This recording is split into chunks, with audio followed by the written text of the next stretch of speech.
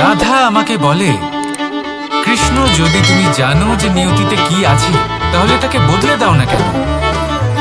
মহাদেব আমাকে বলেন যে শ্রীকৃষ্ণ, যদি আপনি এটা জানেন যে সাম্বের নিয়তি এটাই, তাহলে আপনি তাকে বদলানোর চেষ্টা কেন করেন?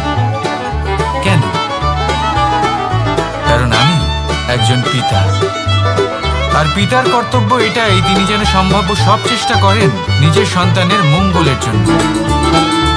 নিয়তি আমি জানি, কিন্তু এটাও আমি জানি যে কর্মের থেকে বড় আর কোনো নিয়তি হতে পারে না। অভিজ্ঞতাও রয়েছে যে কর্মের হাতে নিয়তির এই চক্র বদলে যেতে পারে। তাই জীবনে যদি আপনার কখনো এমন মনে হয় যে এটা তো অসম্ভব, তখনও চেষ্টা করা কখনোই ছাড়বেন না। কে বলতে পারে আপনারই কর্মের কোনো এক বীজ হয়তো নিয়তির চাকায় আটকে গেল, আর নিয়তিকে নিজের পথ পাল্টাতে হল, ঠিক কিনা? সেই জন্য নিয়তিকে ভাগ্য মেনে নিয়ে চুপ করে বসে থাকবেন না। নিজের নিয়তি স্বয়ং নিজের কর্মের দ্বারা নির্ধারিত করুন, কারণ আপনার এই কর্মের ওপরেই আপনার অধিকার রয়েছে, আর এই অধিকারকে নিয়তি অনেক সময় সম্মানও করে।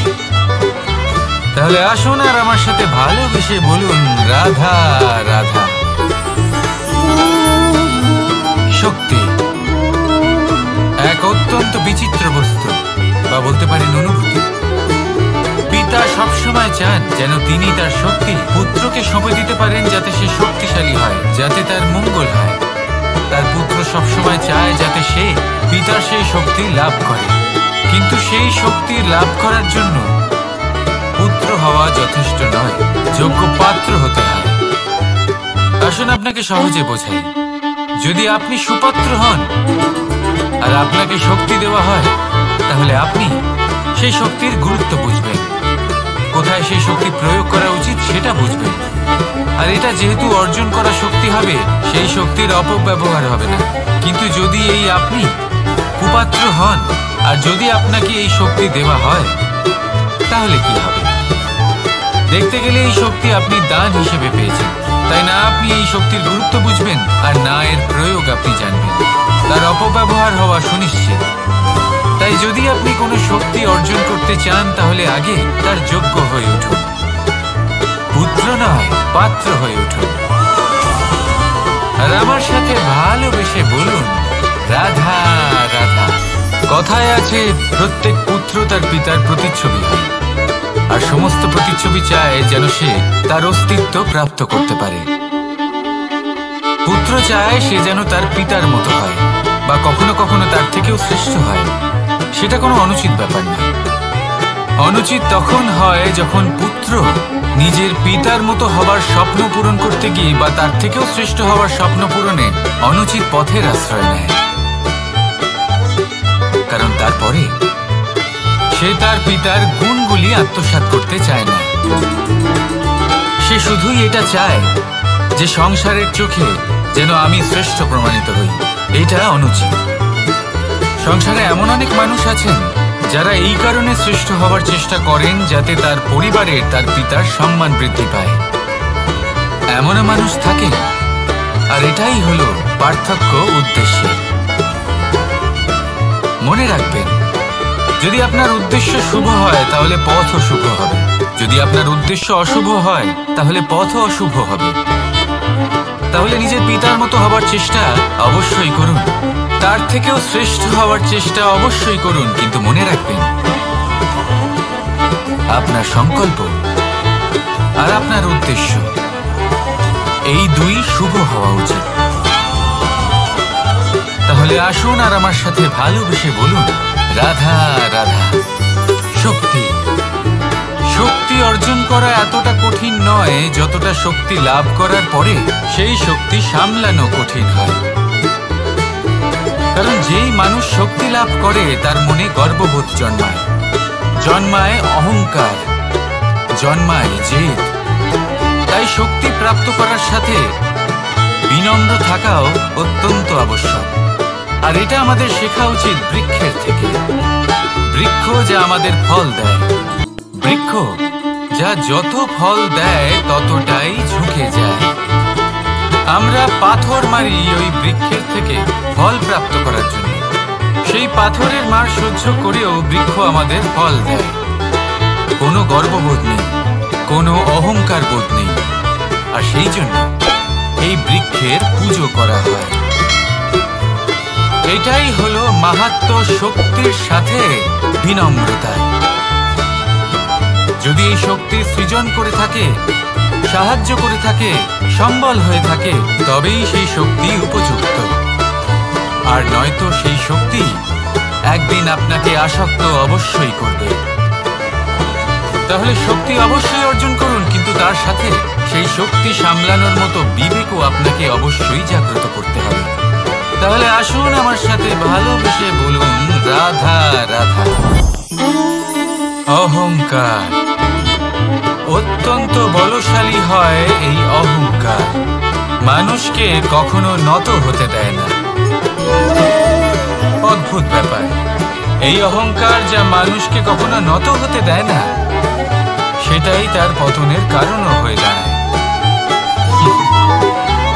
যেখানে মানুষ এটা ভাবতে শুরু করে যে শুধুমাত্র সেই যোগ্য, সেখান থেকেই তার পতনের আরম্ভ। ঠিক কিনা? দেখুন, যদি কোনো মানুষ এটা ভাবে যে আমি সব কিছু করতে পারি, তাহলে তা হলো বিশ্বাস। কিন্তু যদি সে এটা ভাবতে থাকে যে শুধুমাত্র আমি এই কাজ করতে পারি, তাহলে তা হলো সেই ব্যক্তির অহংকার। আর এটা আপনাকে বিনাশের দিকে অবশ্যই নিয়ে যাবে। মনে রাখবেন, যখন আমি আর শুধুমাত্র এই দুই এক হয়ে যাই, সেখান থেকে আপনার পতনের সূত্রপাত হবেই। তাই আপনি কখনোই এই অহংকারের চক্রব্যূহে ফেঁসে যাবেন না। বিশ্বাস রাখুন নিজের ওপর এবং অন্যের ওপরও। আর মনে রাখবেন, বিশ্বাসের মধ্যে বিশ্বের প্রত্যেকটা বস্তু বসবাস করে। তাই এই অহংকারকে ত্যাগ করে ফেলুন। আত্মবিশ্বাসের ওপর মনোসংযোগ করুন। আমার সাথে ভালোবেসে বলুন, রাধা রাধা। মানুষ নিজের জীবনে ঈশ্বরকে খুব মান্য করে। ওনার জন্য কি না করে। ভিন্ন ভিন্ন নামে তাকে স্মরণ করে, তাকে পুজো করে, তার আরাধনা করে। সে জানে যে ঈশ্বর তাকে শক্তি অবশ্যই দেবেন, তাকে সাহায্য অবশ্যই করবেন। কিন্তু যখন প্রশ্ন আসে গুরু এবং ঈশ্বরের, তখন গুরুর মান কখনো কম হওয়া উচিত নয়। কারণ সত্যি বলতে কি, গুরুই হলেন সেই সিঁড়ি যা বেয়ে আপনি ঈশ্বরের কাছে পৌঁছানোর পথ খুঁজে পাবেন। সেই পথ আপনি গুরুর থেকেই পাবেন। গুরু না থাকলে আপনি কখনো ঈশ্বর লাভ করতেই পারবেন না। আর জীবনে অনেক সময় লক্ষ্যের থেকেও অনেক বেশি গুরুত্বপূর্ণ হলো পথ। তাই এই পথের সম্মান করতে শিখুন, অর্থাৎ গুরুকে সম্মান করতে শিখুন। কারণ গুরুই হলেন পরমেশ্বর। তাহলে আসুন আর আমার সাথে ভালোবেসে বলুন, রাধা রাধা। আপনার জীবনে আপনার প্রকৃত বন্ধু আসলে কে? আপনার সব থেকে শ্রেষ্ঠ মিত্র আসলে কে? তিনি যিনি সময় এলে পরে আপনাকে সাহায্য করেন, নাকি তিনি যিনি সময় এলে পরে আপনাকে অর্থ দেন? দেখুন, আমরা হলাম মানুষ, আমাদের জীবনে লেনদেন চলতেই থাকে। এটা আমাদের জীবনের অভিন্ন অংশ। কিন্তু অনেক সময় এমন হয় যে আমরা তাকেই নিজের প্রকৃত বন্ধু বলে মনে করি, যিনি আমাদের একটা বহুমূল্য উপহার দেন। ঠিক কিনা? এবার আপনার জীবনে সেই বহুমূল্য উপহার কোনটা? ওই অমূল্য মিত্র আসলে কে? সেই সিদ্ধান্ত হলো আপনার। কিন্তু যদি আপনি আমাকে জিজ্ঞেস করেন, তাহলে আমার মতে স্বর্ণ, হিরে, মুক্ত, ধন এগুলো বহুমূল্য নয়। বহুমূল্য হলো সঙ্গ, যখন আপনি একা হয়ে যাবেন। সময়, যখন আপনার তাকে প্রয়োজন হবে। সমর্পণ, যখন আপনার বিশ্বাসের প্রয়োজন পড়বে। যে মানুষ আপনার প্রতি এই 3 গুণ প্রদর্শন করেন, যিনি আপনার কঠিন সময়ে আপনাকে অবশ্যই সঙ্গ দেবেন, যখন আপনার প্রয়োজন পড়বে আপনাকে অবশ্যই সময় দেবেন, আপনার প্রতি সম্পূর্ণ সমর্পিত থাকবেন, সেই হলো আপনার আসল মিত্র, সেই হলো আপনার প্রকৃত বন্ধু। কারণ সত্যি বললে, বন্ধুত্বের বন্ধুত্বের অর্থই হলো নিজেকে সম্পূর্ণরূপে কারোর কাছে সমর্পণ করে দেওয়া। তাই আপনার সেই বন্ধুর জন্য নিজের প্রাণ উজাড় করে দিন আর ভালোবেসে বলুন, রাধা রাধা। মানুষ জীবনে 3টে কাজ অবশ্যই করে থাকে, কিছু দান করে, কিছু গ্রহণ করে, আর কিছু ত্যাগ করে দেয়। এটাও ভাবতে থাকে যে এটা করলে কিভাবে করবে। দেবার জন্য পর্যাপ্ত ধন নেই, নেবার জন্য সংসারে অত স্নেহ নেই, আর ত্যাগ করার জন্য জীবনে এত সুখই নেই, তাহলে কিভাবে করবে? আসলে আমরা বস্তুগত চাহিদা অর্জনে এত ব্যস্ত হয়ে পড়ি যে আমরা বুঝতেই পারি না যে কি নেবার আছে, কি দেবার আছে, আর কি ত্যাগ করার আছে। তাহলে আজ আমি আপনাকে বলি, মনে রাখবেন এই 3টে গুরুত্বপূর্ণ গুণ, 3টে গুরুত্বপূর্ণ কথা। দেবার জন্য আছে দান, নেবার মতো আছে জ্ঞান, আর ত্যাগ করার মতো আছে অহংকার। যখন আপনি দান করতে শিখে যাবেন, জ্ঞান অর্জন করার শক্তি আপনা থেকেই আপনার মধ্যে চলে আসবে। আর যখন এই জ্ঞান আপনার মধ্যে প্রবেশ করবে, অহংকার আপনা থেকেই আপনার থেকে দূরে চলে যাবে। যে ব্যক্তি এই 3-এর মধ্যে ভারসাম্য বজায় রাখতে পারে, তার বর্তমান, ভূত, ভবিষ্যৎ, লোক, পরলোক সবকিছু শুধরে যায়। যেই দিন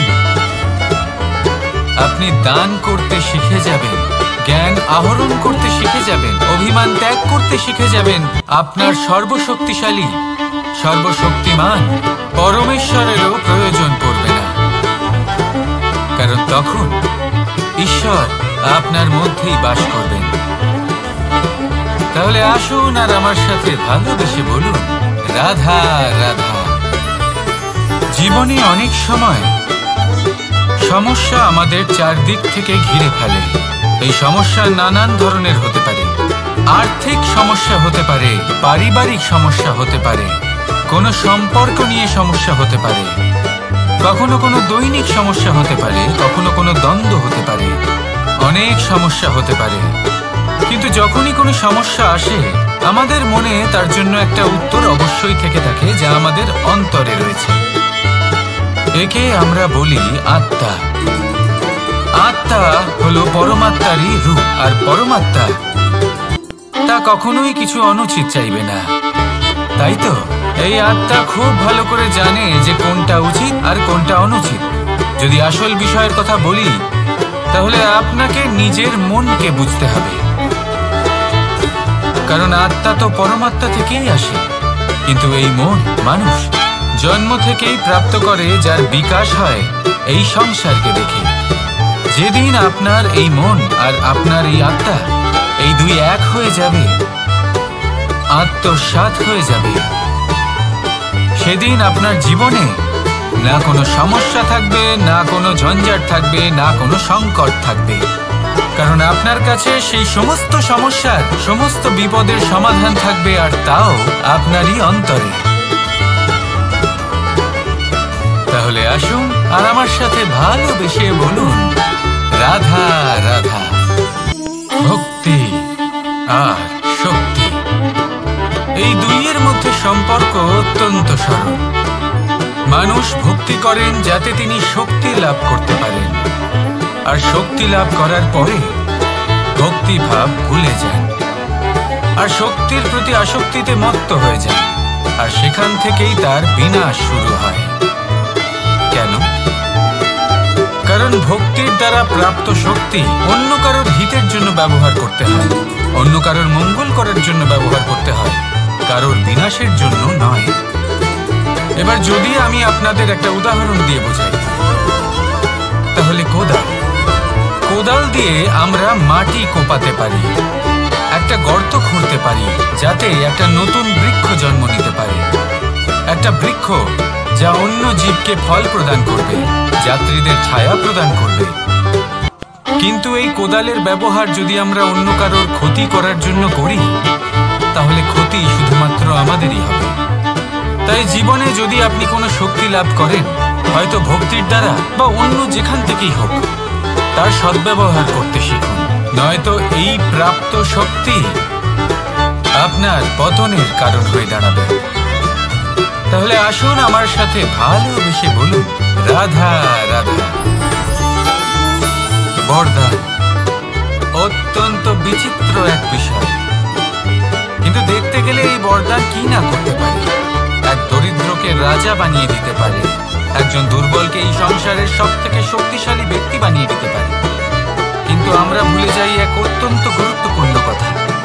বরদান এই শব্দের শেষে দান লুকিয়ে রয়েছে। এই দান কথাটা অত্যন্ত গুরুত্বপূর্ণ। আমাদের মনে রাখা উচিত এই বরদান আমরা দানে পেয়েছি, আর তাই তার সম্মান করা উচিত, কখনোই অহংকার করা নয়। আর যে ব্যক্তি বরদান পেয়ে অহংকার করে তার যা ক্ষতি হয় তা হলো এই বরদান তার থেকে কেড়ে নেওয়া হয়। বর অর্থাৎ শ্রেষ্ঠ, অর্থাৎ বরদানের অর্থ হলো একটা শ্রেষ্ঠ দান, এবং তার ব্যবহার যদি আপনি কারোর ক্ষতি করার জন্য করেন তাহলে ক্ষতি শুধুই আপনার হবে। তাহলে এই বরদানের সম্মান করুন, উচিত পথে চলুন, আর উচিত উদ্দেশ্য নিয়ে এর ব্যবহার করুন, সব কিছু ভালোই হবে। তাহলে আসুন আর আমার সাথে ভালোবেসে বলুন, রাধা রাধা। পিতা আর পুত্রের সম্পর্ক অত্যন্ত মধুর হয়ে থাকে। পিতা স্বপ্ন দেখেন, তাকে পূর্ণ করার সকল সম্ভাব্য চেষ্টা করেন, কিন্তু তাও অনেক সময় ওনার স্বপ্ন অপূর্ণ থেকে যায়। তখন পিতা ভাবেন যে স্বপ্ন উনি পূর্ণ করতে পারেননি ওনার সন্তান তা অবশ্যই পূরণ করবে। যে স্থানে উনি কখনো পৌঁছতে পারেননি সেই স্থানে ওনার পুত্র অবশ্যই পৌঁছবে। পিতা নিজের সন্তানের ভবিষ্যৎ নিয়ে সেই স্বপ্ন দেখেন, আর যখন সেই সন্তান সামনে এগোতে থাকে তখন তার দুঃখ হয় না, বরং গর্ব হয়।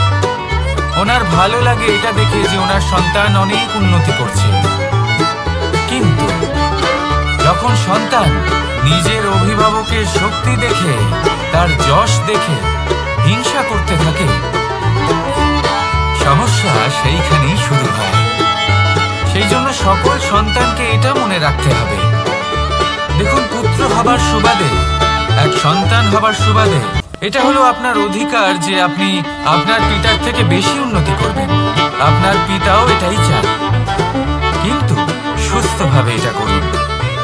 একটা রেখা টেনে নিন যাতে আপনি তাতে এগোতে পারেন আর আপনার পিতার তাতে গর্ববোধ হয়, আর সেই বিষয়ে দুঃখ না হয় যে আমার সন্তান আমাকেই ছোট করার চেষ্টা করছে।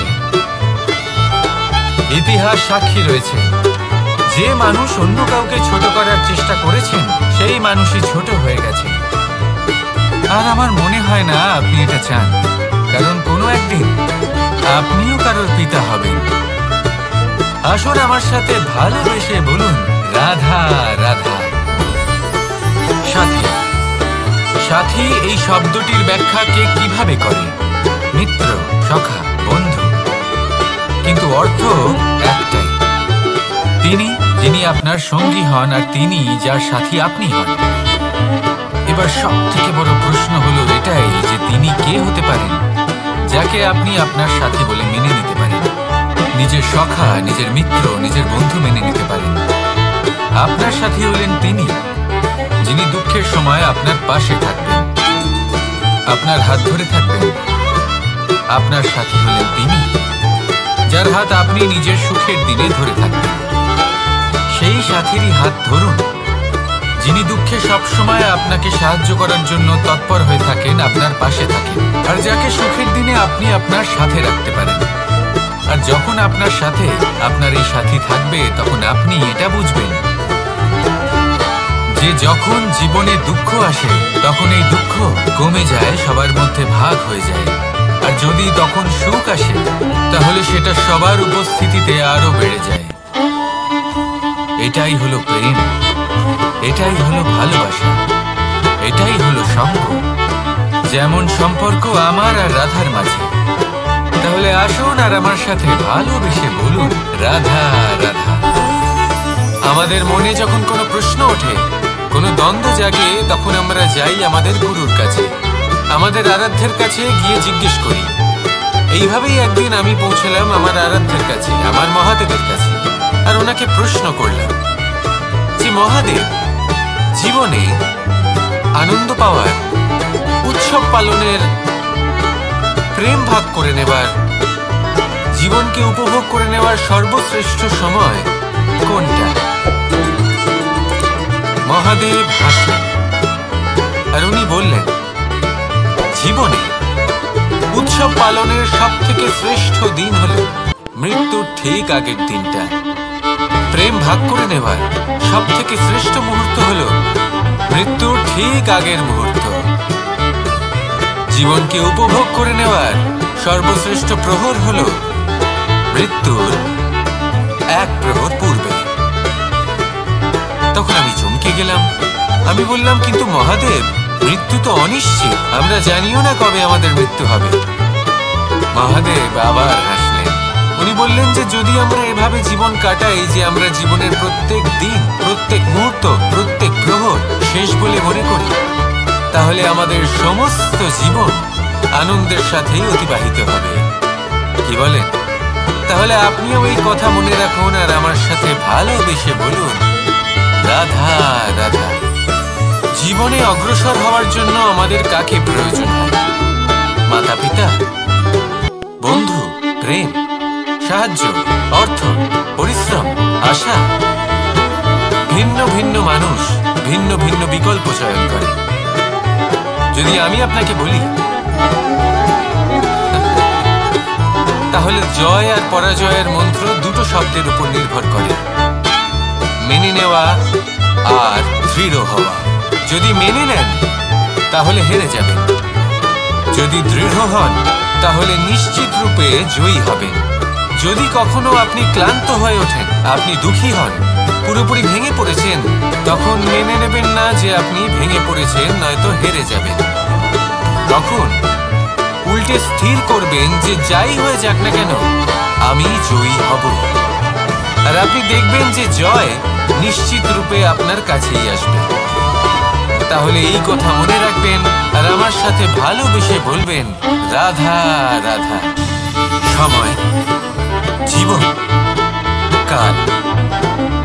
দেখতে গেলে এই তিনটি শব্দ একটি শব্দেরই সমার্থক শব্দ মনে হয়, কিন্তু এই শব্দগুলির অর্থ কি সমান? কখনোই নয়। হ্যাঁ, এই সময় চলতে থাকে, জীবন চলতে থাকে, কালচক্র চলতে থাকে। এই সময় কেটে যায়, কিন্তু এই জীবন, একে যাপন করতে হয়। কি বলে? এই জীবনে কিছু করুন বা কিছু না করুন, জীবন এমনি কেটে যাবে, আপনি জানতেও পারবেন না। কিন্তু সেটা আমাদের উদ্দেশ্য নয়, একে যাপন করতে হবে। এই জীবনে প্রেরণা পেতে শিখুন, প্রেরণা দিতে শিখুন, আহ্বান গ্রহণ করতে শিখুন, আহ্বান জানাতে শিখুন, মহান কাজ করতে শিখুন, ধন্যাত্মক বোধ জাগিয়ে তুলুন। জীবন অতিবাহিত করার অর্থ কি তা আপনি শিখে যাবেন। কারণ সময় কেটে যায়, সমস্ত যুগ কেটে যায়, কিন্তু জীবনের রীতি জীবন কাটিয়ে দেওয়া নয়, জীবন যাপন করা। এই জীবন সম্পূর্ণরূপে অনুভব করতে হবে, নতুন পথ বানাতে হবে।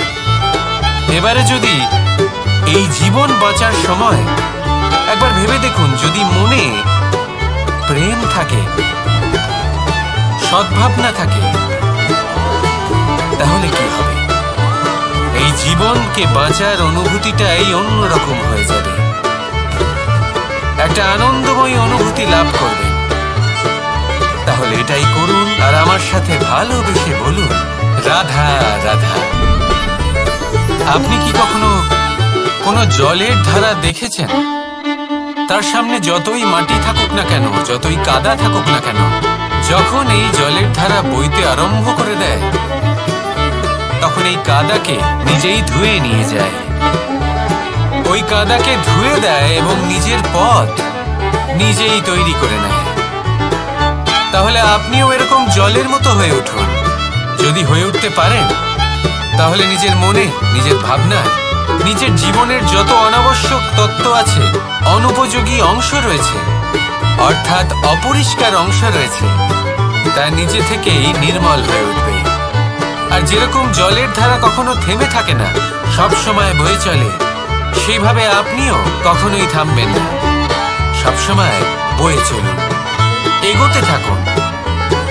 পথে যদি অনেক বিপদ আসে, সমস্যা আসে, থামবেন না, তার উপর নিরন্তর প্রহার করুন, নিরন্তর প্রয়াস করুন আর অগ্রসর হন। আপনি ভেবে দেখুন, এই জলের ধারা কখনো থেমে থাকে না, সবসময় বয়ে চলে, বিপদের সম্মুখীন হয়ে তাকে সাথে বয়ে নিয়ে চলে। সেই জন্য জলের ধারা, প্রবাহমান এই ধারা, এর থেকে কখনো দুর্গন্ধ আসে না, এতে কখনো ময়লা জমতে পারে না, বরং পালিত হয় সুন্দর প্রাণবন্ত জীবজন্তু, যেমন সুন্দর ছোট মাছ। তাই আপনিও এটাই করুন, কখনো থামবেন না, শুধু চলতে থাকুন, জলের ধারার মতো বইতে থাকুন। আপনি আপনার লক্ষ্য অবশ্যই খুঁজে পাবেন, আর তার সাথে নিজের অন্তরের যে মালিন্য রয়েছে তা আপনি নিজেই নিজের থেকে দূরে করে দেবেন। তাহলে আসুন আর আমার সাথে ভালোবেসে বলুন, রাধা রাধা। এবার অনেক সময় মানুষের মনে এরকম প্রশ্ন আসে যে এই সংসারে সব থেকে বড় বিপদ কি? কেউ বলে ধর্ম সংকট, আবার কেউ বলে প্রাণের উপর আসা সংকট। প্রত্যেক মানুষের জীবনে বিভিন্ন সংকট আসে, আর এই সমস্ত সংকট অত্যন্ত বিচিত্র হতে পারে। এই সমস্ত সংসার হলো সংকট দ্বারা পরিপূর্ণ। ঠিক আছে, আপনাকে একটা উদাহরণ দিই। একজন ধনী ব্যক্তি, এবার ওনার জীবনে সংকট কি হতে পারে? সংকট এটাই যে কেউ তার সম্পত্তি চুরি না করে নেয়, আমরা বুঝতে পারছি। এবার একজন চোর, তার জীবনে সংকট কি হতে পারে? যে চুরি করার সময় সে যদি তার একটা কাশি চাপতে না পারে, তাহলে সে ধরা পড়ে যেতে পারে, ঠিক কিনা? আবার অনেক সময় এমনও হয় যে যার জন্য আমি সংকট, সেও আমার কাছে সংকট। যেমন এই পরিস্থিতিতে দেখুন, সংকট হলো সংকট, এ তো জীবনে থাকবে, কিন্তু এর সম্মুখীন কিভাবে হওয়া যায়? খুব সরল, সব এটার ওপর নির্ভর করে, মনের ওপর। এই মনকে নিয়ন্ত্রণ করলে সব ঠিক থাকবে। এবার যদি ধনী ব্যক্তি মনকে নিয়ন্ত্রণ করে ফেলেন, নিজের অর্থের ব্যবহার শুভ কাজের জন্য, সমাজের সেবার জন্য বিকাশ করতে করেন, ওই অর্থকে একত্রিত করে না রাখেন, তাহলে চুরির সমস্যা, এই সংকট সেখানেই কেটে যাবে। এবার যদি কথা বলি সেই চোরের, তাহলে চোর যদি নিজের মনকে সংযত করে নেয়, যদি নিজের কর্মকে নিয়ন্ত্রণ করতে পারে, তাহলে এমন কোনো স্বর নেই যা ওকে ধরা পড়তে বাধ্য করবে। সেই জন্য জীবনে সংকট যতই আসুক, যত বড়ই সংকট আসুক না কেন, কবচ হলো একটাই, আর এই কবচের নাম হলো আত্মনিয়ন্ত্রণ। নিজের মনকে নিয়ন্ত্রণে রাখতে শিখুন। এটা নিজের জীবনে প্রয়োগ করে তো দেখুন। যদি আপনি করতে পারেন, তবে আপনি দেখবেন যে সংকট তো জীবনে আসা যাওয়া করে, কিন্তু সেই সংকটগুলির সম্মুখীন আপনি এইভাবে করতে পারবেন। তাহলে সেটাই করুন, আর আমার সাথে ভালোবেসে বলুন, রাধা রাধা। এই দড়িটা দেখুন, ছোট ছোট রেশম দ্বারা তৈরি, এটা সরু সুতো দ্বারা তৈরি হয়েছে এটা, আর এ অত্যন্ত কোমলও বটে। আর আপনি চাইলে এটা সোজাও করে দিতে পারেন, আর চাইলে এটা বেঁকিয়েও দিতে পারেন, আর যদি চান তাহলে এটা গোল গোল করে বেঁধে কোথাও রেখেও দিতে পারেন।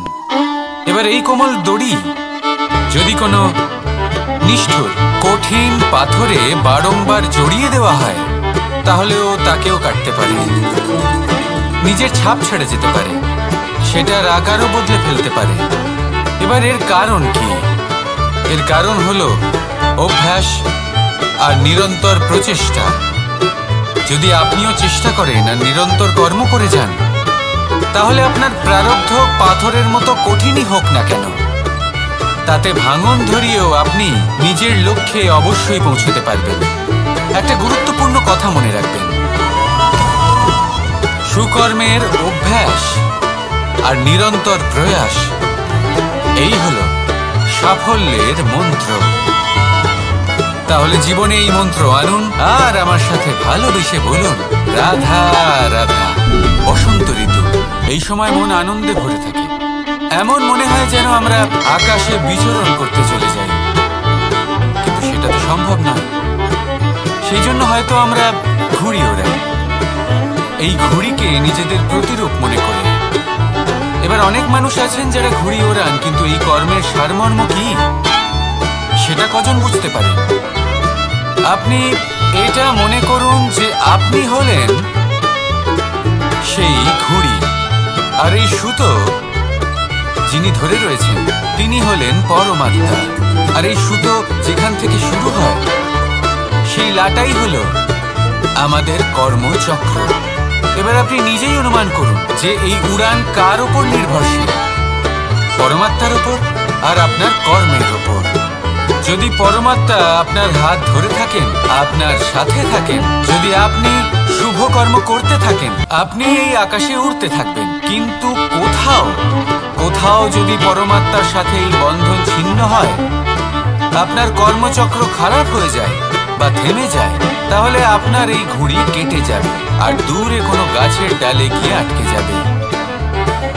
তাই শুধুমাত্র ঘুড়ি ওড়াবেন না, তার থেকে শিখুন, পরমাত্মার সাহচর্যে থাকুন, সবসময় শুভ কর্ম করতে থাকুন আর সবসময় এই আকাশে উড়তে থাকুন। আসুন আর আমার সাথে ভালোবেসে বলুন, রাধা। জীবনে লক্ষ্য লাভ কি করে করতে হয়? কেউ বলবে বন্ধুদের সাহায্যে, কেউ বলবে প্রেমের সাহায্যে, কেউ বলবে নিরন্তর চেষ্টা করলে, কেউ বলবেন পরিশ্রম করলে, কেউ বলবেন ঈশ্বরের আশীর্বাদে, ইত্যাদি ইত্যাদি।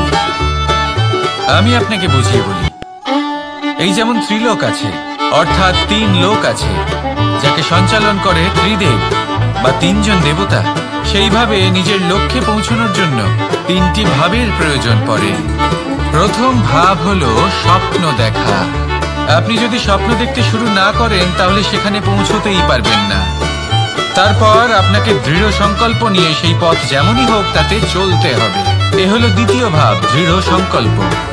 আর তৃতীয় ভাব হলো সেই লক্ষ্যের যাত্রা পূর্ণ করার জন্য প্রতিবদ্ধ হওয়া। তাই যদি আপনি স্বপ্ন দেখতে পারেন, দৃঢ় সংকল্প দ্বারা পথ যতই কঠিন হোক না কেন তাতে চলতে পারেন, আর সেই লক্ষ্য লাভের যাত্রা পূর্ণ করার জন্য প্রতিবদ্ধ হতে পারেন, তাহলে আপনি নিশ্চিত রূপে আপনার লক্ষ্য লাভ করতে পারবেন। তাই আপনি এটাই করুন আর আমার সাথে ভালোবেসে বলুন, রাধা রাধা। কথায় আছে যে জীবনে কিছু শুরু করার আগে স্বপ্ন দেখা অত্যন্ত গুরুত্বপূর্ণ, আর এটা 100% সত্যিও। কিন্তু কিছু মানুষ স্বপ্ন দেখা শুরু না হয় করে দেন, কিন্তু তারপর থামেনি না। স্বপ্ন দেখতেই থাকেন, তারা ভাবতেই থাকেন, কর্ম করেন না।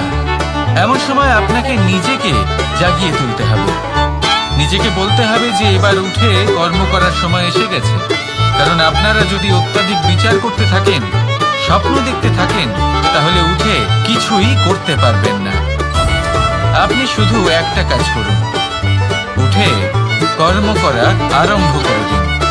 তারপর ভেবেচিন্তে ধীরে ধীরে নিজের কর্মকে দিশাও দিন আর তাকে উচিত গতিও দিন।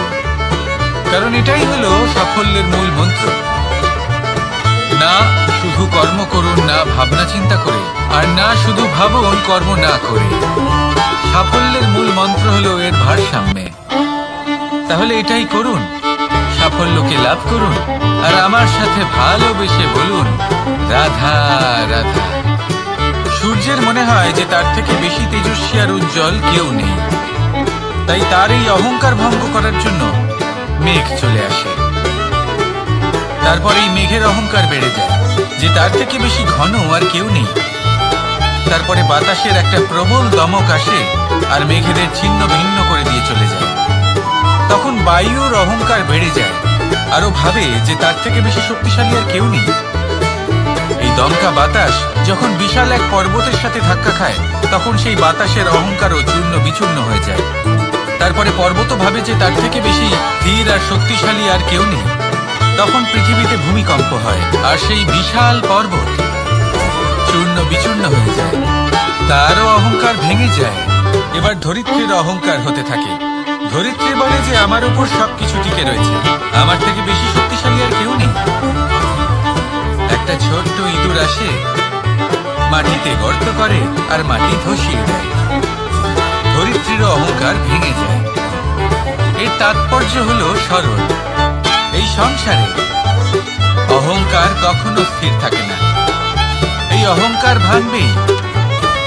এটা হলো সাংসারিক চক্র।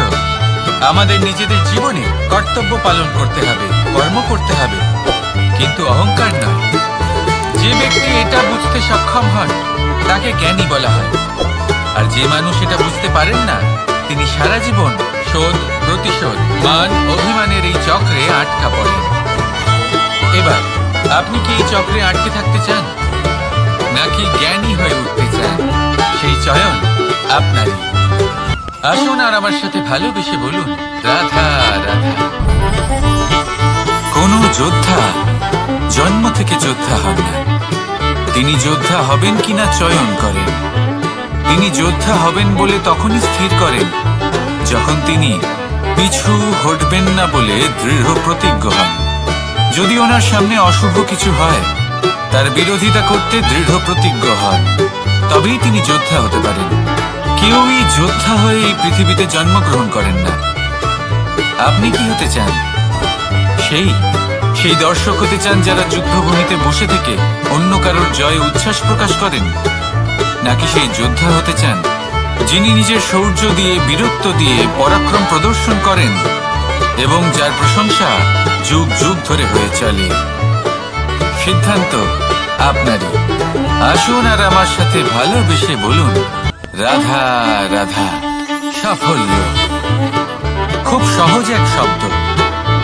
এটা হলো সেই সব শব্দের মধ্যে অন্যতম যা মানুষ একটু বুঝলেই ভাবেন সব বুঝে ফেলেছি, আর যেই উনি বুঝতে পারেন সাফল্য কি, আজীবন সেই সাফল্যের পেছনেই ছুটতে থাকেন। এই সাফল্য হলো একটা খেলার মতো, যাতে মানুষ নিজের সমস্ত জীবন বাজি লাগিয়ে দেন। আর প্রত্যেক খেলার মতোই এরও কিছু নিয়ম রয়েছে। আর প্রাথমিক নিয়ম হলো, এই সাফল্য লাভ করার জন্য সাফল্য লাভ করার স্বপ্ন আপনাকে অবশ্যই দেখতে হবে আগে। হ্যাঁ, কিন্তু শুধুমাত্র স্বপ্ন দেখলেই কিছুই হবে না। স্বপ্ন দেখুন, তারপরে আপনার নিজের নিদ্রাকে ভঙ্গ করতে হবে, দিনরাত পরিশ্রম করতে হবে, দিনরাত চেষ্টা করতে হবে, তবেই এই সাফল্য আপনার কাছে আসবে আর আপনার পদানত হবে। তাহলে স্বপ্ন দেখুন আর পরিশ্রম করে তাকে সার্থক করুন। যদি এটা করেন তবেই সাফল্য সহজেই আপনার কাছে আসবে। আর তখন মন প্রসন্ন হয়ে বলবে, রাধা রাধা। সমস্যা, প্রত্যেকের জীবনেই সমস্যা আসা যাওয়া করে, আর প্রত্যেক মানুষ সমস্যা আসার পর তার সমাধান খুঁজতে উঠে পড়ে লাগে। কিন্তু যখনই সমস্যার সমাধান হয়ে যায়, আমরা সুপ্রসন্ন হয়ে যাই এবং অসাবধানও হয়ে যাই। আমাদের মনে হয় যে আমরা সম্পূর্ণরূপে সমস্যার অন্ত করেছি, কিন্তু কোথাও না কোথাও একটা ছোট্ট বীজ রয়েই যায়, আর সেই বীজ আমাদের অসাবধানতার ছত্রছায়ায় বড় হতে থাকে, আর তারপর মহা সংকট হয়ে আবার আমাদের উপর আক্রমণ করে। এই সংকট যে কোনো রূপে আসতে পারে, কোনো শত্রুর রূপেও আসতে পারে, বা কোনো মহামারীর রূপেও আসতে পারে। সেই জন্য সবসময় সাবধান থাকাই উচিত, কারণ অসাবধান হলে কি হয়, আমাদের সুরক্ষা চক্রে একটা ছেদ উৎপন্ন হয়, আর আমাদের শেষ করতে পারে এমন এক বাণ সেই ছেদ বিন্দু হয়ে আমাদের হৃদয়ে প্রবেশ করতে পারে। তাই যে কোনো সমস্যার সমাধান করুন, জয়ী হন, উৎসব পালন করুন, কিন্তু সাবধানে থাকবেন। আসুন আর আমার সাথে ভালোবেসে বলুন, রাধা রাধা। আমাদের জীবনে দুই ধরনের সম্পত্তি হয়ে থাকে, এক হলো ভৌতিক সম্পত্তি, এক হলো জৈবিক সম্পত্তি। অর্থ, সম্পদ, সুবিধে, খাদ্য, এইসব ভৌতিক সম্পত্তির মধ্যে পড়ে। ব্যক্তি, মিত্র, পরিবার, আমাদের আপনজন, আত্মীয় স্বজন সব জৈবিক শ্রেণীতে পড়ে।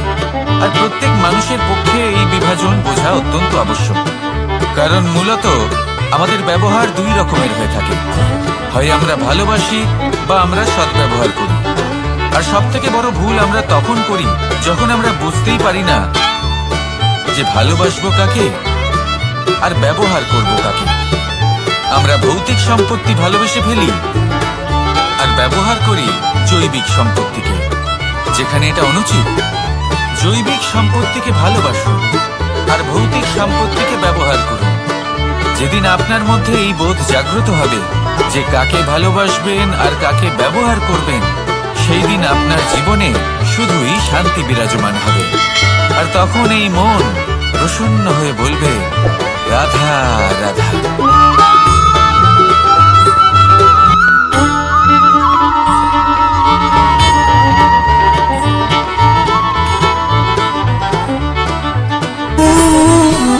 সঞ্চয়। মানুষের যখন থেকে বোধ বুদ্ধি হয়, সঞ্চয় করতে আরম্ভ করে দেন। সঞ্চয় করতে থাকেন ভোজনের, সঞ্চয় অর্থের, সঞ্চয় শক্তির। নিজের জন্য করেন, নিজের পরিবারের জন্য করেন, নিজের স্ত্রীর জন্য করেন, সন্তানের জন্য করেন, সন্তানের সন্তানের জন্য সঞ্চয় করেন। সঞ্চয় করার জন্য ওনার কাছে অনেক কারণ রয়েছে, কারণ উনি এটা ভাবেন যে এই সঞ্চিত শক্তির জন্য কেউ ওনার কোনো ক্ষতি করতে পারবে না। মানুষ ভুলে যান একটা গুরুত্বপূর্ণ কথা, এই সত্য, উনি এই সংসারে খালি হাতেই এসেছিলেন আর এখান থেকে ওনাকে খালি হাতেই যেতে হবে। যা এখানকার তা এখানেই থেকে যাবে। আর যদি কিছু ওনার সাথে যায় তা হলো ওনার কর্ম, আর কিচ্ছু নয়। তাই যদি কিছু অর্জন করতে চান তাহলে শুভ কর্ম অর্জন করুন, আত্মশক্তি অর্জন করুন, কারণ পরলোকে এটাই হবে আপনার সম্পত্তি। তাহলে কি এটা আপনি অর্জন করতে চান না? আসুন আর আমার সাথে ভালোবেসে বলুন, রাধা রাধা। সদিচ্ছা। দেখতে গেলে 3 অক্ষরে তৈরি এই শব্দ, কিন্তু সমস্ত ত্রিলোক তার উপরেই আধারিত। আপনি এই সংসারে এসেছেন, তখন অবশ্যই শ্বাস নেবেন, কিন্তু তার বদলে আপনাকে কিছু তো দিতেই হবে। আপনার উপর নির্ভর করছে আপনি কি দেবেন। কি দেবেন এই সংসারকে, এই সমাজকে, নিজের পরিবারকে, আর তার বদলে কি নেবেন? যশ নাকি অপযশ? দেখুন, এক ছিল রাবণ, যে কিনা সমুদ্র পার করলো সীতাকে অপহরণ করার জন্য, আর এক ছিলেন রামচন্দ্র, যিনি সমুদ্র পার করেছিলেন, সেতু বানিয়ে গিয়েছিলেন সীতাকে ফিরিয়ে নিয়ে আসার জন্য। দুজনেই সমুদ্র পার করেছিলেন, শুধু পার্থক্য ছিল সদিচ্ছাকে বোঝার, লক্ষ্যের। অনেক মানুষের যাত্রা একরকম হতেই পারে, কিন্তু আনন্দ তখনই লাভ করবেন যখন লক্ষ্য শুভ হবে, মহান হবে। এই লক্ষ্য দিয়ে এই সংসারের কল্যাণ হবে এবং মানুষের সম্মান হবে। যদি আপনার সংকল্প উচিত হয় তাহলে আপনার লক্ষ্য উচিতই হবে, নয়তো শুধুমাত্র বিনাশ হবে। আর উচিত এটাই হবে যে বিনাশের হাত থেকে যেন নিজেকে বাঁচানো যায়, কি বলেন?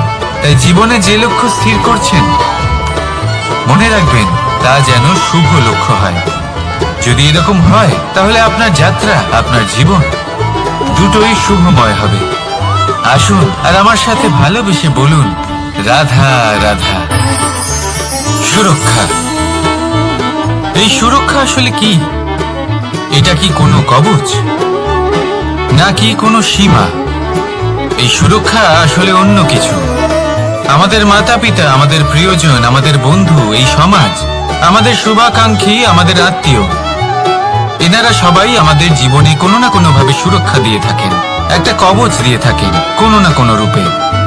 কিন্তু দেখতে গেলে আমাদের পরাক্রমের পথে, আমাদের বীরত্বের পথে, আমাদের সাহসের পথে এই সুরক্ষাই সব থেকে বড় বাধা হয়ে দাঁড়ায়।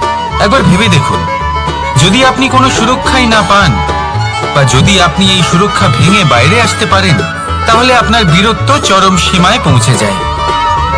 কেন? কারণ তখন আপনি জানেন যে এই সংসারের সম্মুখীন আমাদের নিজেদেরই হতে হবে। আপনি বুঝে যান যে শত্রুর সম্মুখীন এবার নিজের বলের দ্বারা, নিজের পরাক্রমের দ্বারা, নিজের সাহসের দ্বারা করতে হবে। আর তখন আমাদের মনের মধ্যে এই শক্তি জাগ্রত হয়। এই শক্তি অন্তরেই বসবাস করে, শুধু এটা চিনে নিতে হবে, একে জাগ্রত করতে হবে, আর এটা সুরক্ষা ভেঙে যাওয়ার পরেই সম্ভব হয়। আর যারা নিজের শক্তি সম্পর্কে জানেন, যিনি নিজেই জানেন তিনি কতটা শক্তিশালী, তিনি নিজেই নিজের সুরক্ষা কবচ চিরকালের মতো ভেঙে ফেলে দেন, ঠিক কর্ণের মতো। আর তারপরে দেখুন, আপনার পরাজয় হোক বা বিজয়ী হোক না কেন, সেটাই অনেক বড় হয়, সেটাই প্রশস্ত হয়ে থাকে। সেই জন্য ত্যাগ করুন নিজের ভয়কে, নিজের আশেপাশের এই সুরক্ষা চক্রকে ভেঙে ফেলুন, আর সম্মুখীন হন এই সংসারের নিজের শত্রু সম্মুখীন হন। পরাক্রমের এই অঙ্কুর, তা অঙ্কুরিত হওয়ার জন্য বীজের উপরের এই কবচ, এটা ভেঙে যাওয়া অতি আবশ্যক। আসুন আমার সাথে ভালোবেসে বলুন, রাধা রাধা। যখন আমরা হাঁটতে থাকি আর আমাদের পায়ে কাঁটা বেঁধে যায়, তখন মুখ দিয়ে আহ বেরিয়ে আসে, কান্না চলে আসে, আর অনেক সময় অভিশাপও বেরিয়ে আসে। কিন্তু আমরা কি কখনো এটা এইভাবে দেখেছি, এইভাবে ভেবেছি যে আমরা যে পথে চলেছি সেই পথে কাঁটা বিঁধেছে, নাকি আমরা সেই পথ নির্বাচন করেছি যাতে শুধুই কাঁটা রয়েছে?